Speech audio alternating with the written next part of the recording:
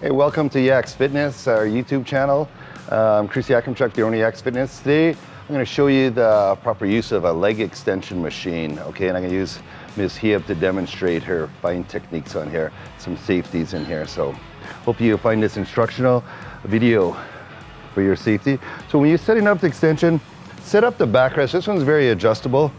So we'll set it up so just behind her, she's just nice and comfortable, seated up against it, and having her knee just the crook off the edge, the crook of her behind her knee, so it's not hanging over, it's not stressing her out, it's just comfortably lying in there. That's good. Now this one adjusts the range of motion, so if you have any knee injuries and you go and do a partial range of motion, you could actually adjust a shin pad, so you're just doing partials, okay? But she's a healthy young woman here, so we're gonna have this at a full range of motion. I have it tucked way up behind in here now.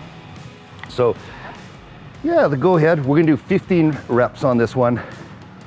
Go ahead, she's gonna contract way at the top, squeeze your quads, and she's coming down to about 90 degrees. So she has a full sweep in here. Whenever anyone's doing a leg extension, I always do recommend try to at least start off with a set or two of 15 reps. And keep your rep range at 10 to 15, 12 to 15 preferred.